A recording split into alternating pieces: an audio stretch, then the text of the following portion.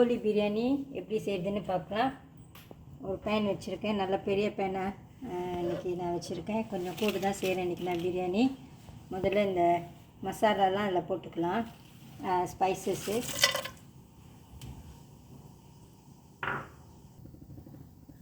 இந்த எண்ணெயில் நான் கொஞ்சம் வெங்காயம் பொரித்து எடுத்து வச்சுக்கிட்டேன்.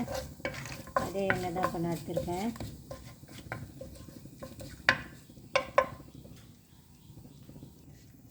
இந்த ஸ்பைசஸ்லாம் என்ன எடுத்திருக்கேன் அப்படின்னு நான் டிஸ்கிரிப்ஷன் பாக்ஸில் நான் அப்புறம் சொல்கிறேன். அடுத்து பெரிய வெங்காயம் இது,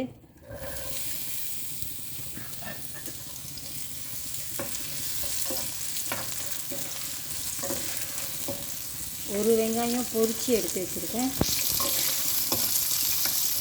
இது ஒரு 2 வெங்காயம் இருக்கும், ஆனால் சைஸ் கொஞ்சம் சின்னது. நல்லா வதங்கிட்டோம்.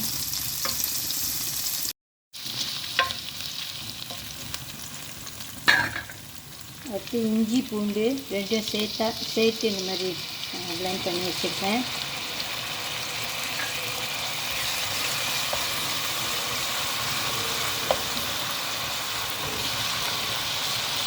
இது வதங்கிட்டோம். வெங்காயம் இஞ்சி பூண்டு அதெல்லாம் கொஞ்சம் வதங்கிட்டோன்னே ஒரே ஒரு தக்காளி சேர்த்துக்குங்க, ஒரு பெரிய தக்காளி. இது கொஞ்சம் தயிர் லெமன் ஜூஸ்லாம் நம்ம ஊற்ற போகிறோம், அதனால் தக்காளி நான் ஒன்று தான் எடுத்துருக்கேன். பிடிக்கும்னா நீங்கள் கொஞ்சம் ஒன்று கூட சேர்த்துக்கலாம். இதுவும் வதங்கிட்டோம்.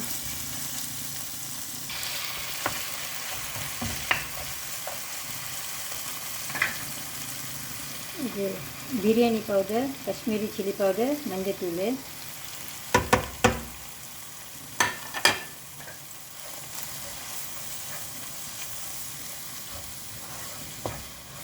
இதில் இப்போ கோழி சேர்த்துக்கலாம்.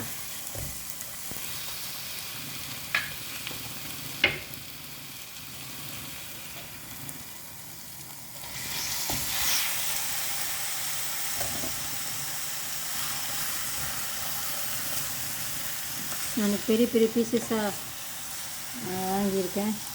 ட்ராம்ஸ்டிக் ஒரு 5, அப்புறம் தாய்ஸ் ஒரு 5, அப்புறம் கொஞ்சம் ட்ராமெக்ஸ் இருக்குது.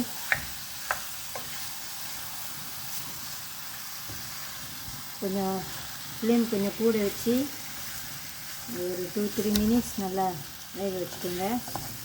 அப்புறமா கொஞ்சம் தண்ணி ஊற்றலாம்.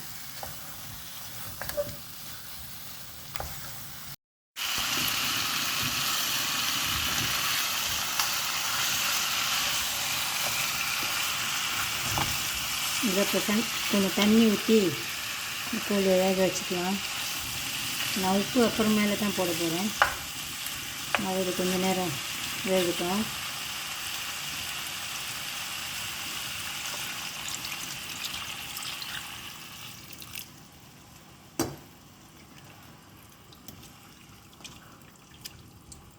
ஃப்ளேம் கூட வச்சு இதை வேக வச்சுக்கோங்க. பெரிய பீசஸாக இருக்கிறதுனால இது வேகிறதுக்கு கொஞ்சம் டைம் ஆகும்.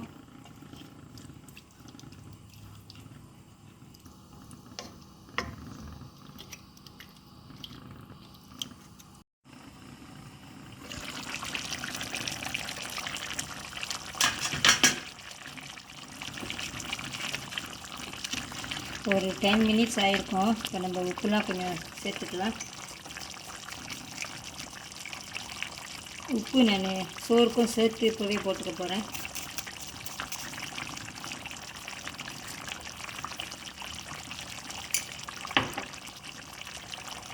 ஒரு பாதி லெமனோட ஜூஸ் இது.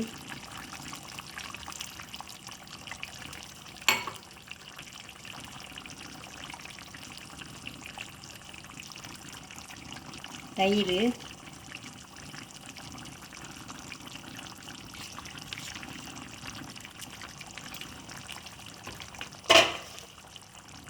புதினா இலை, இதை நல்லா மிக்ஸ் பண்ணி விட்டுட்டு இது மறுபடியும் கொஞ்சம் நேரம் வேகட்டும்.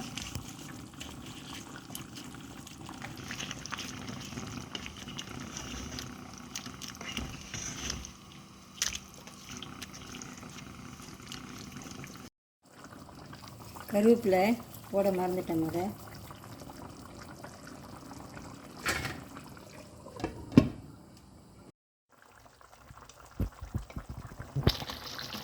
இந்த கோழி ஒரு பாதி அளவுக்கு வந்துட்டோன்னா நம்ம அந்த ஊற வச்ச அரிசியை சேர்த்துக்கலாம். ஏன்னா அரிசி வேகிறப்ப அது இன்னும் கொஞ்சம் நேரம் வேகும், அப்போ சரியாக இருக்கும். அரிசி இப்போ போட்டுக்கலாம். இது 3 கப்பு பஸ்மதி அரிசி கழுவிட்டு ஊற வச்சுருங்க கொஞ்சம் நேரம்.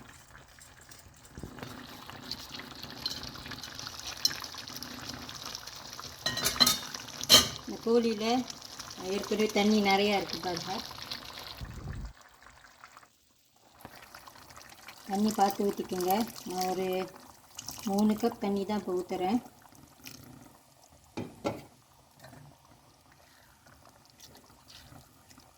நல்லா மிக்ஸ் பண்ணி விட்டுட்டு இதுவும் வேகட்டும்.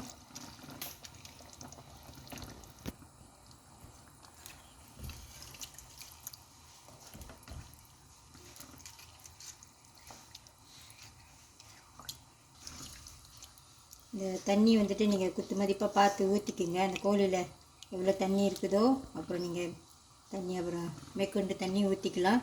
இதெல்லாம் அப்படியே அந்த தண்ணி வந்து இதை அப்படியே கோழியெல்லாம் அந்த கவர் பண்ணுற அளவுக்கு இருந்தாலே போதும், சரியாக இருக்கும்.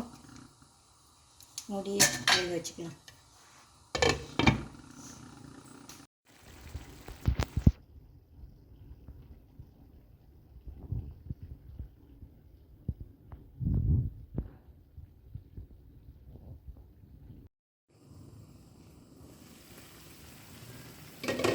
தண்ணிலாம் இல்லை பாருங்கள், கரெக்டாக வெந்துருச்சு. நான் இடையில ஒரு வாட்டி கிண்டி விட்டேன். இதை அடுப்பு ஆஃப் பண்ணிடலாம்.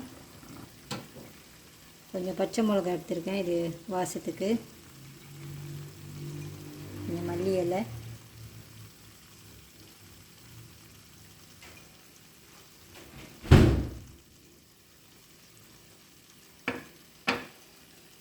கொஞ்சம் ஒரே ஒரு பெரிய வெங்காயம் பொரித்து வச்சுருக்கேன்.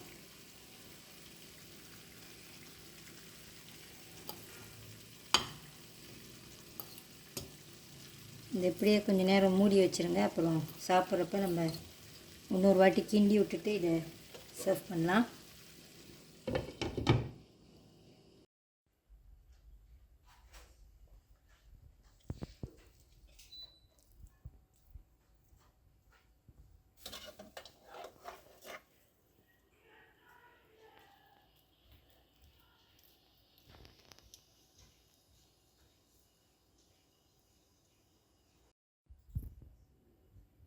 பச்சடி,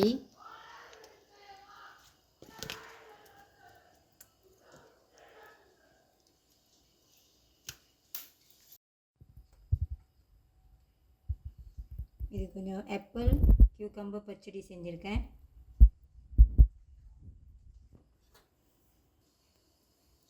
பிரியாணி சாப்பிட்டா ஒரு முட்டை இருக்கணும்.